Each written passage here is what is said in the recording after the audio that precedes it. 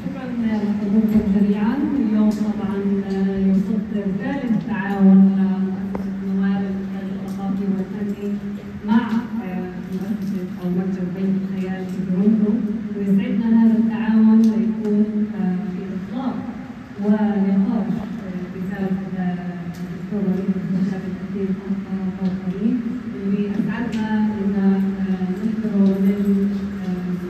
من مصر من دار نشر المرايا، ونستثمر فيه معنا بعض النقاط من الجديد نائب تصور الحكومة على نسخة موقعة من الدكتور وليد بعد الانتخابات. طبعا مؤسسة نوال للإنتاج الثقافي والفني تأسست في أونتاريو عام 2020، وهي تعنى بدعم وترويج الإنتاج الثقافي العربي باللغة العربية والإنجليزية.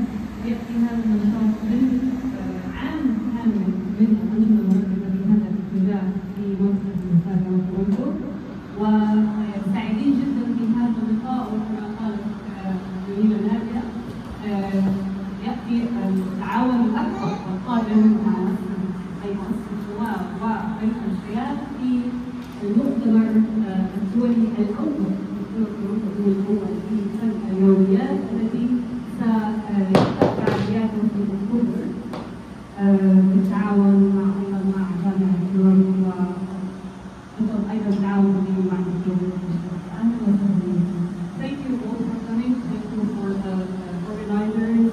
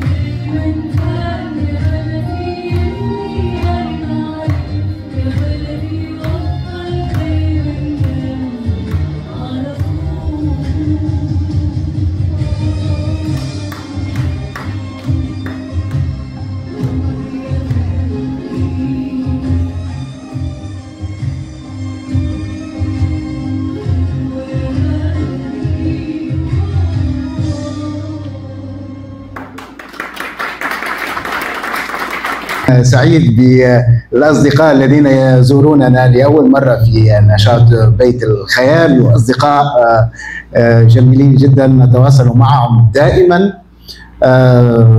أيضا أعرب عن سعادتي بهذه الشراكة الجميلة والوردة الجميلة مع نواة ومع باسمة ممثلة في باسمة، ونحاول أن نطور العمل الجماعي مع بعضنا، ولكله من طبعا لصالح مشهدنا الثقافي العربي هنا في كندا، محاولين أن نرتقي قدر الإمكان وأن نؤسس لمشهد يشبهنا أو ما نطمح إليه. شكرا لكم أولا على الحضور، وسعيد بأني أفتتح هذا اللقاء أو هذا الموسم الجديد الثالث باستضافة واحد من أعلام النقد السينمائي في الوطن العربي، الدكتور وليد الخشاب، فتحية له.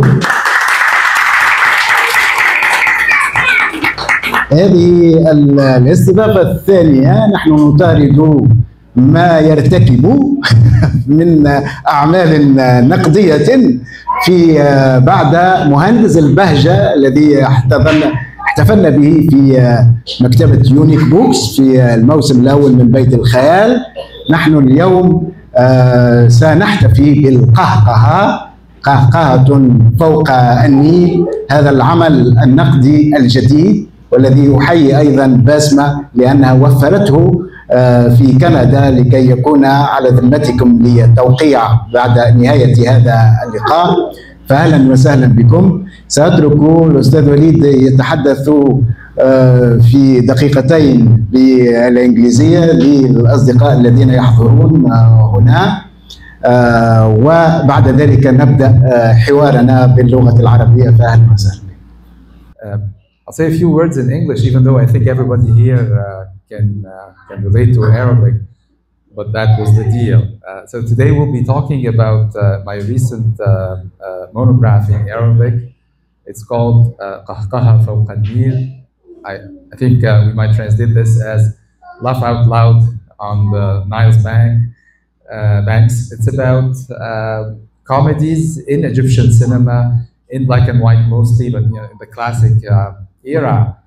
And it's about how all of these thought to be very genuinely Arabic classics are actually always adapted from Hollywood or from European cinema. And I think it's an opportunity to reflect on the cultural interactions between the Arab world and the West. شكرا لكم على الحضور، شكرا لبيت الخيال، وشكرا لمؤسسة نواة والكاتبة الصديقة باسمة التكروري. باسمة شاعرة وروائية، وفضلت انها تقدم الشاعرة والروائية على سيدة الأعمال. فيعني باسمة هي مؤسستها اللي جابت الكتب، وأرجو أنكم تساندوا المؤسسة وتساندوني وتشتروا، كل واحد يشتري نسختين، واحدة له وواحدة لصديق. يعني متشوق لسماع أسئلة كمال وللحوار معاكم، وإن شاء الله دايما. شكرا. إذن أهلا وسهلا بكم. سعيد بأن أستضيف للمرة الثانية في بيت الخيال الدكتور وليد الخشاب. وليد الخشاب طبعا هو أستاذ للحضارة والأدب العربي في جامعة نيويورك، ورئيس قسم الدراسات العربية. طبعا الأستاذ وليد الخشاب شاعر قبل كل شيء، مبدع، وأيضا ناقد في عالم السينما. سنبدأ من الكتاب السابق في علاقته بالكتاب اللاحق، من مهندس البهجة إلى قهقهة فوق النيل. حدثنا باختصار عن أصل هذا الاهتمام بالكوميديا في السينما في هذا العصر، عصر التراجيديات في الحقيقة. فعلا خطر ببالي في الطريق إلى مكان اللقاء سؤال قد يبدو مبتذلا لكن في الوقت نفسه هو ملح للغاية. يعني كيف يمكن أن نضحك بعد غزة؟ طبعا يعني الهموم لا تنتهي منذ منتصف القرن العشرين على الأقل يعني، لكن بالذات في السنتين الماضيتين أي شيء الواحد بيشعر فيه أنا شخصيا بتكلم عن نفسي يعني، أي شيء أشعر فيه بمتعة أشعر في الوقت نفسه بالذنب، لأنه زي ما بنقول بالمصري يعني العين بصيرة واليد قصيرة يعني.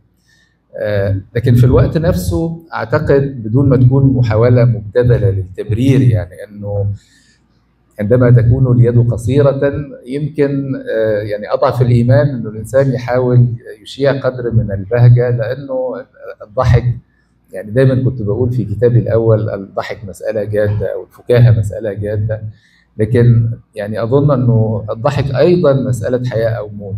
وربما يعني لعلنا نذكر ذلك الصبي الذي أصبح الآن شابا يافعا في غزة، كان يوميا بيقدم رسائل وكأنها رسائل مراسل تلفزيوني ويمتزج فيها المعلومة بالضحك. ربما يمثل هو ذلك النموذج لما يمكن أن نصنعه، إنه يعني رغم كل المآسي ورغم كل الألم ربما كان الضحك جبهة أخيرة يمكن أن ينتصر فيها المرء. يعني ده باختصار يعني، لكن بشكل شخصي تماما انا بحب فؤاد مهندس، بحب الضحك، بحب رشدي أباظة اللي بتكلم عنه كتير في الكتاب، وعشان كده يعني عودة الى طفولتي وصدر شبابي اهتميت انه ادرس هذه الافلام. جميل. طبعا السخرية والضحك هو اصلا في علاقة يعني في علاقة عضوية وعلاقة أبدية بمسألة التراجيديات في الحق. يعني من يعني أب الرواية الحديثة سيرفانتيس الذي كان أسيرا في الجزائر كان يفكر في كتابة دون كيخوت قائمة طبعا على هذه السخرية سوداء من كل المؤسسات الدينية والسياسية وغير ذلك. وطالما كانت السخرية إحدى أسلحة الضعيف أيضا، ونتحدث دائما عن النكتة باعتبارها أحد الأسلحة التي تلتجئ إليها الشعوب المقموعة لكي تقاوم أنظمتها في النكتة السياسية. سؤال، أنت تحدثت عن عودتك إلى الطفولة ومحبتك لعالم فؤاد المهندس. السؤال الذي يطرح: لماذا ناقد معاصر يعود إلى السينما الأولى، السينما المؤسسة للبحث في الكوميديا وفي الضحك؟ هل يعني وأربط هذا بواقع الكوميديا اليوم، حيث أننا ما زلنا إلى الآن نضحك من أفلام قديمة بينما تفشل أفلامنا الجديدة في إضحاكنا؟ هل هذا عبقرية الكوميديا القديم، أم يعني عبقرية إخراج، أم أن هناك فشلا ذريعا في تكوين الكوميديا المعاصر؟ هذا سؤال هام ومهم.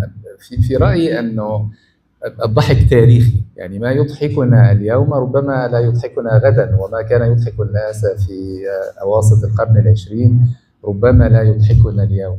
لكن العمل الكلاسيكي هو العمل الذي يضحكنا اليوم حتى بعد مرور 3/4 القرن على صدور الفيلم مثلا. يعني أنا شخصيا إلى اليوم أضحك عندما أشاهد في أفلام ليلى مراد وأنور وجدي في الأربعينات والخمسينات، أو أفلام نجيب الريحاني في الثلاثينات والأربعينات والخمسينات. في رأيي أن المسألة ليست يعني الفكرة البسيطة عن يعني عبقرية الرواد والخلف الذي لا يطاول السلف. أعتقد أن المسألة مرتبطة بوجود مشروع ثقافي قومي عند المثقفين الناطقين بالعربية منذ ثلاثينيات القرن العشرين، منذ حوالي 100 عام. في الكتاب دائما ما أتحدث عن فكرة التمصير، والتمصير بمعنى استخدام اللغة العربية بالبحكية المصرية. كانت هاجسا لغويا أولا، ثم صار هاجسا ثقافيا. يحاول صانع الكوميديا أن ينطق الشخصيات بلغة عربية تحاكي البحكية المصرية، لأن الأفلام كانت تنتج في مصر. ثم يحاول أن يخلق المواقف والشخصيات وطريقة الكلام التي تشبه طريقة كلام الناس في الشارع. اليوم للأسف بسبب العولمة يشعر الكثير من الصناع أنهم لا يحتاجون إلى بذل مثل هذا المجهود. يكفي أن يترجم فيلما أمريكيا إلى المحكية المصرية ويظن أن هذا يكفي. وربما ربما أن المشاهد المعاصر يتفاعل مع الفيلم ويستطيع استهلاكه بقدر ما من المتعة، لأننا جميعا غارقون في بحر الثقافة الأمريكية. لكن عندما نتأمل الفيلم بمعايير المصداقية، بمعايير الاقتراب من واقعنا، ربما لا نشعر دائما بهذا الاقتراب. بينما صانع الأفلام منذ الثلاثينات والأربعينات والخمسينات في القرن الماضي كان يبذل جهدا كبيرا في محاولة أن تكون الضحكة ملائمة للسياق. في رأيي أن المسألة مسألة اعتناء بالتمصير أو التعليم. طيب، وأنت تدخلنا مباشرة في موضوع الكتاب الجديد المتعلق بالاقتباس، وأعتقد أن هذا الكتاب هو من الكتب النادرة التي اهتمت بهذا المبحث. عندما نتحدث عن الاقتباس، ليس اقتباسا من الأدب إلى السينما، إنما من السينما إلى السينما. وهنا تتداخل مشاكل كبيرة لعلي أتركها للنقاش بعد ذلك. متى ينتهي الاقتباس وتبدأ السرقة؟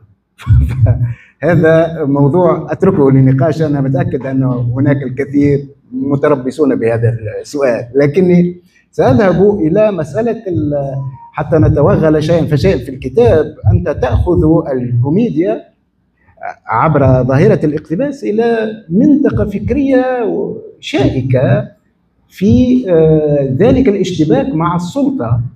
وهذه الكوميديا التي كنا نتحدث في بداية اللقاء أنها السلاح الشعوبي من أجل أن تقاوم أو على الأقل تتحمل قمعها، تتحول أنت تذهب بنظريتك في هذه الكتب النقدية إلى أن السلطة استعملت الإضحاك لاستتباب الأمن، والأمن النفسي والأمن الاجتماعي والأمن السياسي، وهي الإضحاك ما هو إلا سلاح في يد دولة ما بعد الاستقلال أو الدولة الوطنية كما تسميها.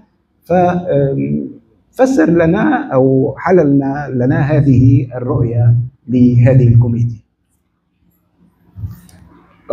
يعني ربما أنا أطرح الموضوع من هذه الزاوية بهذه الدقة كما طرحه كمال الرياحي، لكن أظن أن الضحك في حد ذاته هو محاولة للمقاومة أو لتعزية الضعيف في مواجهة القوي أو الغاشم. لكن يعني الضحك ربما يكون ضحكا في نكتة، ضحكا في حوار بين شابين على مقهى. أما الضحك الذي يستلزم ميزانية وتصريحات أمنية وإنتاجا سينمائيا ضخما لابد بالضرورة أن يقع تحت طائلة الدولة. وبالتالي فالدولة ربما دائما تحاول أن تضع يدها على صناعة الضحك. لكن حتى في الكتاب في مهندس البهجة وفي قهقهة فوق النيل أرصد حالات تحاول فيها الدولة أن تنطق الفيلم خطابها، لكن رغم ذلك تفرد بعض الهمات، بعض الهفوات التي تمثل نقدا للخطاب العالي الصوت الذي تتبناه الدولة أو الذي يتبناه المجتمع. يعني انا ابتعد دائما عن فكره ان الدوله كانت ممثله في ضابط يرفع سماعه التليفون ويخاطب المنتج، فالمنتج يخاطب المخرج ويطلب منه ان يقول الممثل كذا وكذا. المساله اكثر تعقيدا من هذا. طيب لو يعني سحبنا هذا الوضع والتوصيف على ما يحدث الآن، نحن نعلم أن صناعة الدراما وصناعة السينما الآن في مصر هي تحت أجهزة الدولة والأجهزة، ونتحدث عن الصناعتين، ليس صناعة الشعر وصناعة النثر، إنما صناعتين الدراما والسينما. من خلال معرفتي أريد أن أشاكسك بهذا، أنه مثلا في تونس كانت نوادي السينما هي النوادي التي تعارض السلطة، هي التي تنشئ يعني مفكرين ومخرجين مضادين للخطاب السلطوي. ولكن حتى في تونس عندما يكبرون هؤلاء المخرجين ويصبحون مشاهير تروضهم السلطة عبر ماذا؟ عبر ميكانيزمات دعم الأفلام، فيتحولون من نقد السلطة إلى نقد المجتمع الذي كانوا يدافعون عنه في وقت من الأوقات. يعني كيف تنظر إلى هذه المفارقة؟ في الحقيقة السينما عادة هي من نشأة المجتمع المدني الذي مهمته أن يكون رقيبا على السلطة ورقيبا حتى على المجتمع. كيف يقع ترويضه بسبب المال والدعم؟ أعتقد أن مفتاح الإجابة هو مسألة الدعم. في الدول الغربية، سواء على نموذج فرنسي مثلا، حيث تقدم الدولة دعما مباشرا من خلال مؤسساتها للإنتاج الفني، أو النموذج الأنجلو ساكسوني حيث تقدم الدولة دعما لكن من خلال مؤسسات تستفيد من التمويل العام أو مؤسسات غير هادفة للربح. في النهاية الدولة تدعم الثقافة. في كندا لا يوجد إنتاج ثقافي دون دعم الدولة. لو لم تكن الدولة الكندية تدعم الإنتاج الثقافي لكانت السوق الثقافية أمريكية تماما في كندا. في العالم العربي الشيء نفسه موجود لكن بقوة، لأن الطبقات التي كانت تاريخيا تقدم دعما للإنتاج الثقافي في الغرب، مثل طبقة النبلاء ثم الشرائح العليا والثرية من الطبقات البرجوازية، لا مقابل حقيقيا لهذا في العالم العربي. في العالم العربي فكرة الطبقات الوسطى والطبقات الحاكمة أصلا هي يعني نتاج لدعم السلطة. المثال المصري شهير، أنه يوما ما في مطلع القرن ال19 قرر والي البلاد مالك كل الأراضي في البلاد أن يقطع بعضا منها لبعض أصدقائه، فصارت هناك طائفة من كبار الملاك.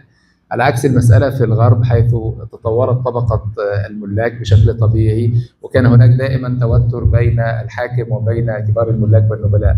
في العالم العربي لا يوجد توتر حقيقي بين الحاكم وكبار الملاك، لأنه يعني أحدهما يؤدي إلى الآخر وأحدهما ذراع الآخر.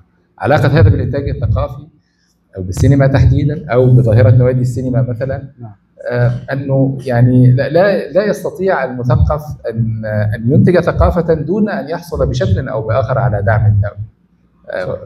أنا في كندا لأنني أحصل على راتبي من كندا. لو كنت في مصر لكنت الآن أكتب أشياء أخرى وأتغنى بأبجاد أخرى. صحيح. وهذا يمكن أن يكون مدخلا أيضا لمصطلح اعتمدته في الكتاب الأول وأكدته في الكتاب الثاني، وهو إيديولوجيا الفودفيل. يعني كيف تفسر هذا الوعد الذي تعطيه الدولة والسلطة للمواطن من خلال طبعا هذه الأفلام للارتقاء إلى الطبقة الأخرى؟ فكيف يمكن أن تفسر لنا باقتضاب وبتبسيط هذا المفهوم.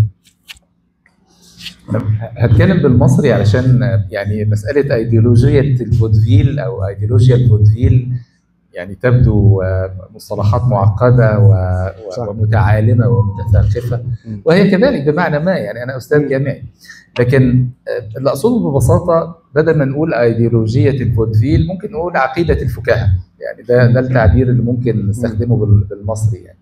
واللي اقصده انه في تصوري بناء على تحليل الافلام فؤاد المهندس، ولقيت انه هذا التحليل ينطبق على الكوميديا بشكل عام بالذات من مرحله الثلاثينات الى ستينات القرن العشرين، انه يبدو لي ان هناك خطابا تتبناه الدوله، وخلاصه هذا الخطاب انه الدوله يعني تعتقد شيئا وتغذي هذه العقيده عند الناس، انه إذا خدمت الطبقات الحاكمة سوف ربما تحصل على بعض المميزات. وده تصوري لما أسميه بأيديولوجية الفودفيل أو عقيدة الفكاهة قبل قيام دولة التحرر الوطني في مصر سنة 52.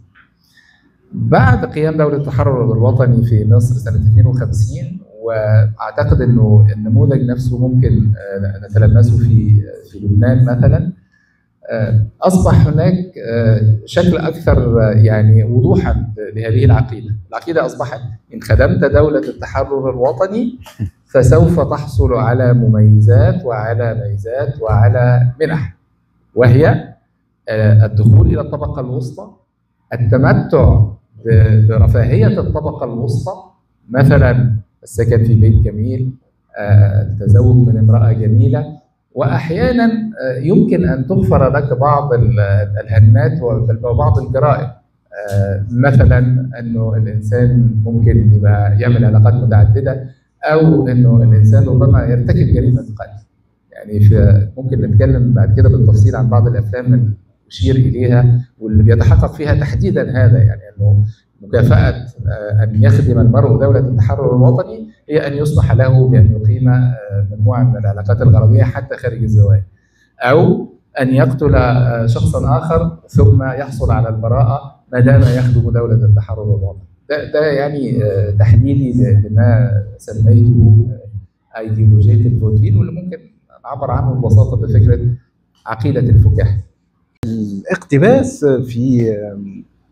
في الثلاثينات والأربعينات والخمسينات وإلى حدود الستينات في السينما المصرية كان جزءا من ما يمكن أن نسميه بالسينما الشعبية أيضا. يعني الناس تذهب لتشاهد هذه الأفلام المقتبسة، إن كان مقتبسة من أفلام أو حتى التي كانت مقتبسة من الآداب الفرنسية والآداب الروسية، في حين أنه عندما عادت السينما في وقت من الأوقات ببعض الأفلام إلى الاقتباس واقتباس من السينما ومن الأدب، وكأن بهذه الأفلام لم تلقى النجاح الذي كانت تلقاه السينما السابقة. نعطيك مثلا جنة الشياطين المقتبسة لمحمود حميدة، المقتبس عن فيلم برازيلي هو أساسا، ولكنه أيضا مقتبس عن رواية جورج أمادو. هذا الفيلم وكأنه كان فيلما غير تجاري، فيلم ثقافي. وما الذي حدث لعملية الاقتباس في السينما المصرية والتحولات؟ هل هي تحولات في التلقي؟ هل الجمهور لم يعد يحمل ثقافة تسمح له بأن يتواصل مع هذه الأعمال المقتبسة، أم المسألة هي مسألة اختيارات إخراجية واختيارات هذه؟ يعني أظن السؤال يطرح قضية الاقتباس وقضية علاقة يعني الذات التي تنطق بالعربية في عالمنا العصر بالذوات التي تنطق بلغات أخرى وبألسنة أخرى مثل الإنجليزية والفرنسية. أنا شخصيا ممن يعتقدون أن مسألة الاقتباس بمعنى اقتراض شيء من من شخص آخر أو من مجتمع آخر.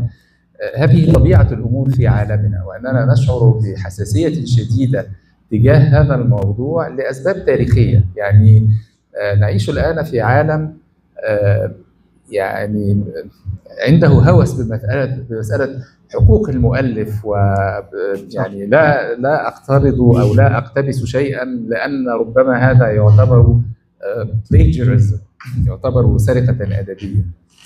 لكن في الواقع العالم كله مبني على اقتباس الأفكار واقتباس المقولات واقتباس الشخصيات واقتباس الأعمال. في العالم الناطق بالعربية أظن أن الناس يشعرون بشيء من الحساسية لأنهم واعون بأنهم مهزومون وبأنهم تابعون. لكن حتى في الولايات المتحدة يقتبسون بكل أريحية أو بكل بجاحة أشياء من مجتمعات أخرى ولا يشعرون بمشكلة. المضحك أن نحن الناطقين بالعربية لا نشعر أيضا بمشكلة في هذا. يعني أشير مرارا لمثال أنه الفنان جاي زي سرق جزءا من لحن أغنية لعبد الحليم حافظ. نصف مصر كانت فرحانة، جاي زي سرق عبد الحليم، احنا فرحانين. ويعني وهناك شيء من الوجاهة في رد الفعل هذه، لكن هذا مثال على ردة فعل مختلفة عن المعتاد. السرقة الأدبية هذه مسألة يعني تنميها شركات الإنتاج، ليس حفاظا على حقوق المؤلف وإنما حقاقا على حقوق المنتج الذي اشترى حق المؤلف.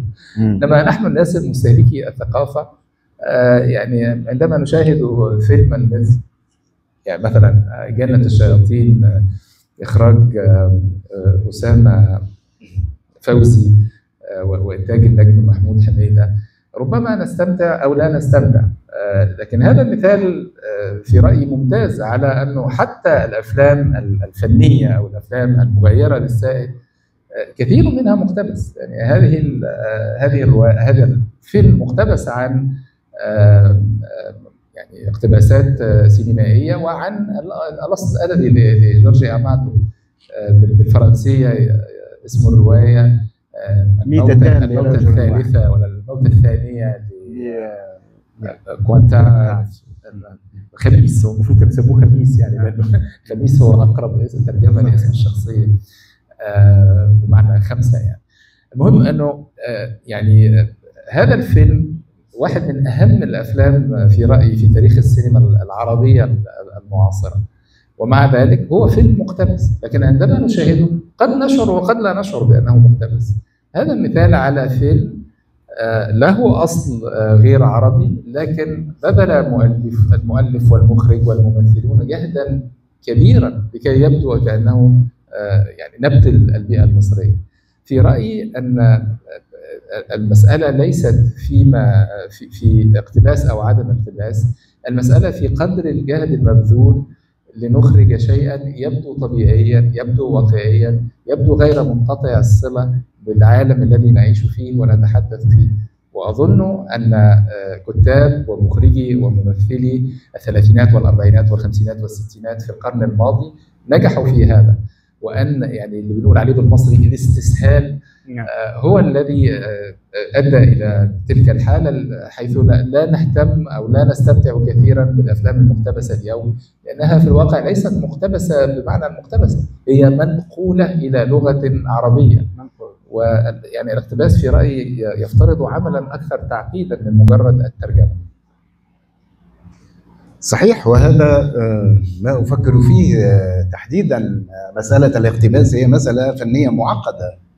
عندما نتحدث عن الكيت كات نتحدث عن اقتباس، نتحدث عن لأن الفيلم لا يشبه رواية إبراهيم أصلان على الإطلاق، بل المخرج أعاد أو كاتب السيناريو أعاد حتى توزيع العلاقات بين الشخصيات، همش جزء كبير مبني عليه الرواية وأخذ منها هامشا ليبني فيلمه شيخ حسني، بطله شيخ حسني. فتحدثت عن أن الاتجاه نحو الاقتباس مر بمراحل في علاقتها حركة السياسة أيضا. ففي فترة من الفترات كان هناك توجه نحو الاقتباس من السينما الفرنسية والسينما الروسية، ثم كانت الهيمنة للاقتباس من السينما الأمريكية. حسب رأيك كيف يمكن أن تلخص لنا أسباب ودوافع المخرجين وصناع السينما في مصر نحو التوجه إلى السينما الأمريكية؟ في الكتاب أطرح فكرة أتناولها منذ ما يقرب من 20 عاما، أنه في بدايات السينما المصرية كانت المؤثرات الأولى فرنسية في الأغلب، وكانت أدبية ومسرحية في الأغلب. يعني أهم كلاسيكيات السينما المصرية والعربية لادام كاميليا، غادة الكاميليا، وهي مقتبسة عن الأدوية الفرنسية الشهيرة، انتجت في الأربعينات وفي الخمسينات وفي الستينات. في المقابل عندما يتقدم الزمان بعد الحرب العالمية الثانية نجد تحولا في استلهام المصادر الغربية، ويميل المنتجون والمخرجون إلى اقتباس مصادر إنجليزية ثم يعني أمريكية ناطقة بالإنجليزية. بما أننا نتحدث عن الكوميديا، يعني أشهر مسرحيات فؤاد المهندس هي مقتبسة عن أفلام أمريكية أو عن مسرحيات إنجليزية. يعني مثلا سيدتي الجميلة هي النسخة العربية من My Fair Lady. يعني يمكننا أن نطرح تساؤلا لا يطرحه أحد الآن: هل My Fair Lady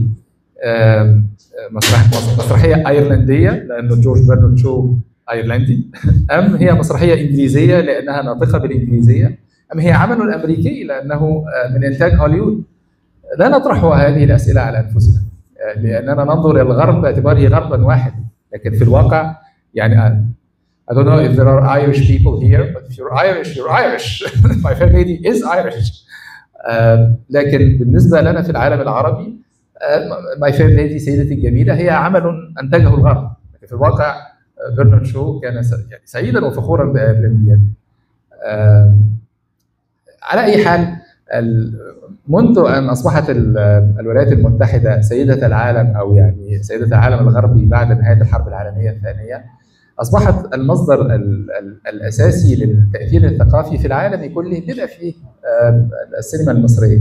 ولهذا أصبح المنتجون والمخرجون المصريون يلتفتون كثيرا إلى السينما المصرية. وفي كتاب قهقهة فوق النيل كما في كتاب مهندس البهجة عن فؤاد المهندس أشير إلى تلك المفارقة، أنه مصر تخلصت من الاحتلال الإنجليزي عام 1956. يعني قامت حركة الضباط الأحرار سنة 52، لكن لم تخرج القوات الإنجليزية تماما من مصر إلا سنة 56.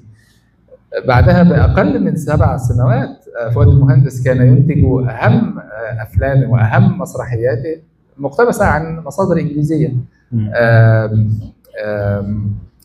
أنا وهو وهي في الواقع لا أذكر الاسم الإنجليزي بدقة، هو طلاق السيدة إكس. should be something like the divorce of Lady X. مسرحية وفيلم مسرحية حواء الساعة 12 التي اقتبست أيضا في فيلم عروس النيل، هي مقتبسة عن مسرحية إنجليزية وعن فيلم إنجليزي روح المرح أو الروح المرحة. أيضا لا أذكر الاسم الإنجليزية بدقة، لكن أظن أنه شيء من قبيل the spirit of bliss or something. هناك مسرحيات وأفلام هامة في تاريخ الإنتاج الثقافي باللغة العربية في مصر، هي في الواقع اقتباسات لأعمال إنجليزية أو أمريكية، وكثيرا ما تكون أفلاما أمريكية لكنها مقتبسة عن أصول إنجليزية. وهذا يطرح مسألة تعقيد الأصول الغربية. بالنسبة لنا كناطقين بالعربية ننظر إلى الغرب باعتباره شيئا واحدا، لكن في الحقيقة كثيرا ما يكون الاقتباس عن فيلم أمريكي، مقتبس عن مسرحية أوروبية، مقتبسة أحيانا عن قصص لها علاقة بالعالم العربي. أشير في الفصل عن الزوجة رقم 13 إلى أنه مقتبس عن الفيلم الأمريكي Bluebeard's Eighth Wife or The Eighth Wife of Bluebeard. هذا فيلم أمريكي مقتبس عن مسرحية فرنسية تستلهم قصة ذي اللحية الزرقاء التي ربما تستلهم قصة شهريار وشهرزاد، عن ذلك الملك الذي يتزوج من نساء كثيرات ويذبحهن ليضمن أن زوجته لن تمس رجلا بعده. فإذا يعني نحن لا نقتبس فقط من الغرب، الغرب أيضا يقتبس منا لكننا لا نشعر بهذا. عن بعض أفلام إسماعيل ياسين التي بدأ فيها وكأن الممثل الإنجليزي قد اقتبس الفيلم المصري أو فيلم يوسف شاهين. طيب أنت توقفت في الكتاب تقريبا في حدود أواخر الستينات عند بداية السبعينات. بداية السبعينات ظهر فيها كتاب مهم وفيلم مهم، وهذا الفيلم في الحقيقة أنت اقتبست عنوانه وعنوان الرواية، رواية نجيب محفوظ ثرثرة فوق النيل، ولتكون قهقهة فوق النيل في عنوان كتابك. سؤال: هل وليد الخشاب بتوقفه عند أواخر الستينات لا يريد أن يشتبك مع السينما المصرية المعاصرة والكوميديا المعاصرة، أم أننا سنرى مستقبلا كتب لوليد الخشاب عن السينما المعاصرة اليوم ونراه يكتب مثلا عن الليمبي فنقرأ عن الليمبي قراءة نقدية أكاديمية؟ وبمناسبة شخصية الليمبي التي أصبحت شهيرة بفضل عبقري الكوميديا المصرية الممثل محمد سعد، هذا نموذج آخر على التثاقف وعلى الاقتباس. من هو الليمبي؟ هو لورد ألنبي. هو ذلك المندوب السامي، أعتقد أنه كان مندوبا ساميا بريطانيا، على كل حال هو شخصية كولونيالية إنجليزية كريهة على الأقل بالنسبة لنا في العالم العربي، وآثاره الكريهة في فلسطين ومصر معروفة. والسبب في أن في مصر في بورسعيد بالذات يوجد احتفال حول شخصية تسمى الليمبي، هي اقتباس ممارسة حرق دمية الموجودة في إنجلترا إحياء لذكرى ذلك الأناركي قبل ظهور كلمة الأناركي الذي حاول أن ينسف البرلمان الإنجليزي ليقيم حكومة يعني تعادي التسلط الإنجليزي داخل إنجلترا. تحولت هذه الحادثة إلى احتفال يحرق فيه الإنجليز دمية، ويعني هناك أغنيات شهيرة Penny for the guy, Penny for the guy, something like please remember the 5th of November I guess. هذه التظاهرة نقلها المصريون بالذات في بورسعيد لتكون انتقادا للورد ألنبي، وأصبحت انتقادا لفكرة الهيمنة البريطانية. طبعا اليوم في مصر نسي الناس من هو لورد ألنبي. هم يعني الليمبي يتحول إلى الشرير إلى الشخص الذي يكرهه المجتمع. يعني هذا نموذج على الاقتباس الذي يعني يسير في مسارات معقدة بين الشرق والغرب. أنا مش بهرب من سؤالك، يعني أنا هكتب عن أفلام كوميديا معاصرة لكن بإذن الله، لكن بعد ما انتهي من كتاب عن الأفلام الحزينة والفواجع، أفلام الميلودراما. مشروعي الحالي الآن بإذن الله عن الأفلام الحزينة، أفلام حسن الإمام، أفلام يوسف وهبي، أفلام فاتن حمامة أيام الأبيض والأسود. لكن إن شاء الله بعد هذا المشروع أعود مرة أخرى إلى دراسة الكوميديا ودراسة مثلا أعمال محمد سعد، لأنه يعني أنا شديد الإعجاب بأفلام محمد سعد. نقطة أخيرة، هناك بالفعل إشارات سريعة إلى أعمال محمد سعد في دراسات أستاذ السينما العربية بالجامعة الأمريكية بمصر وهو لبناني سوري كندي، البروفيسور مالك خوري. مالك خوري في الواقع هو أول من لفت انتباهي إلى أهمية شخصية الليمبي التي يؤديها محمد سعد لفهم الثقافة الدارجة أو الثقافة الجماهيرية في مصر. شكرا. في الحقيقة أنا إشارتي للليمبي لكي نفتح هذا الموضوع في المتعلق خاصة أن يعني محمد سعد شخصية ما لا يعرفه ربما المشاهدين العاديين للليمبي ومتابعينه، هو أنه شخص مثقف جدا تكوين جيد، وكانت له أيضا تجارب جادة في الدراما وقبل اختراعه أو اقتباسه لشخصية الليمبي. تحدثت عن عملية أرضنة الاقتباس أو أرضنة الفيلم الأجنبي مصريا، أو ما سميته بمصرنة أو تمصير الفيلم المصري.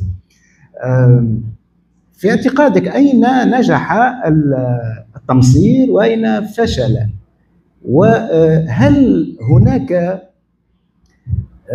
أحيانا نرى أن حتى وإن نجح عملية التمصير نجحت، ففي هذه العملية، عملية الاقتباس في حد ذاتها، أحيانا الممثل يعجز عن تمصير نفسه، بمعنى أن يظل رأينا نسخا من ممثلين أمريكان وجدوا في السينما المصرية. هناك من يعتبر أن شخصية أنور وجدي مثلا شخصية غير نموذج عربي، وكأنها حالة هكذا مقتبسة حرفيا من الواقع الغربي ليوضع في منتج عربي. هل أنت مع هذا أم ضده؟ يعني أعود دائما إلى الفكرة نفسها.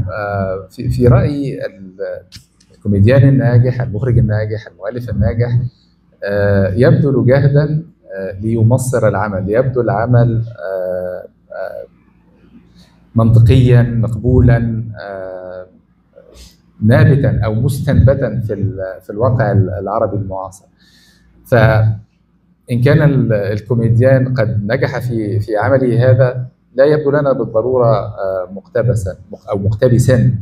المشكلة تنشأ عندما يبدو لنا أن الممثل أو المخرج أو الكاتب يترجم أو يسرق شيئا مكتوبا بالأمريكية ويعيد إنتاجه بلغة محكية عربية مصرية مثلا، دون أدنى إضافة أو دون أدنى جهد. يعني المثال الذي يحضرني دائما هو مثال إسماعيل ياسين. مئات الآلاف وربما الملايين من الناطقين بالعربية من المحيط إلى الخليج يشاهدون إسماعيل ياسين ويستمتعون به ويعتبرونه جزءا من تراث الطفولة الناطق بالعربية. إسماعيل ياسين في الواقع يقلد بعض الكوميديانات الأمريكان تحديدا. يعني هناك فعلا مصادفة أن إسماعيل ياسين يشبه النجم الفرنسي فرنانديل، يشبهه شبها عجيبا يعني. لكن إن تتبعنا تاريخ إسماعيل ياسين سوف نجد أنه يقوم بالحركات نفسها، الحركات الشهيرة المرتبطة بفمه بقه. هذه الحركات يؤديها إسماعيل ياسين قبل أن يصبح فرنانديل نجما كبيرا. صحيح. لأنه يقلد نجوما أمريكان أقدم من فرنانديل النجم الفرنسي. هو يقلد في الواقع بعد أبوت ولوكاس ستالو. أعتقد أنه يقلد لوكاس ستالو هو البديل في، يعني هناك ذلك الثنائي الشهير في هوليوود، بعد أبوت لويس كوستيلو، وإسماعيل ياسين يقلد الممثل البديل في هذا الثنائي. وبالمناسبة يعني كمال أشار إلى فيلم إسماعيل ياسين في الأسطول الذي ظهر قبل أن يظهر فيلم إنجليزي بعده بعدة سنوات بطولة نجم كوميدي إنجليزي شهير ربما نسيناه اليوم في العالم العربي، لكن في الستينات والسبعينات والثمانينات كان نورمان ويزدم نجما مشهورا بالذات في المشرق العربي. نورمان ويزدم كان بطلا لفيلم اسمه اسمه العربي نورمانزم في البحرية، وهو فيلم يشبه تماما فيلم إسماعيل ياسين في الأسطول. هو عن بطل مضحك أبله بمعنى ما، طيب القلب، وتحدث له مغامرات ومفارقات تظهره على أنه سيء الحظ. كل هذا في إطار عمله في الأسطول البحرية الملكية البريطانية. فيبدو للمرء للوهلة الأولى أن فيلم نورمان ويزدم في البحرية مقتبس عن فيلم إسماعيل ياسين في الأسطول، لأنه الفيلم الإنجليزي جاء بعد فيلم إسماعيل ياسين بعدة سنوات. لكن في الحقيقة أن الفيلمين الإنجليزي والمصري مقتبسان عن فيلم بعد عودة لوكا ستيرلو، فيلم هوليوودي من إنتاج الأربعينات. فإذا مرة أخرى الاقتباس دائرة، يعني أحيانا نقتبس عن الغرب، أحيانا يقتبس الغرب عنا، وأحيانا يقتبس الغرب والشرق عن أصل مشترك. مثلا هذه الحالة التي ربما لا يدرك المشاهد اليوم فيها أن إسماعيل ياسين ونورمان ويزدم كلاهما كان يقتبس عن أصل أمريكي. أو يعني هناك أمثلة عديدة ربما يرد ذكرها في الكتاب لمن أراد أن يدقق القراءة. فيلم زهرة الصبار، يعني فيلم نص ساعة جواز، رشدي أباظة، شادية تعمل ممرضة لرشدي أباظة طبيب الأسنان. هذا الفيلم المصري ظهر قبل أن تظهر النسخة الأشهر من الفيلم الهوليوودي بحوالي 6 أشهر. لكن يعني الفيلم الهوليوودي ليس مقتبسا عن الفيلم المصري، كلاهما مقتبس عن أصول أخرى في برودواي، والأصل الأول هو مسرحية فرنسية.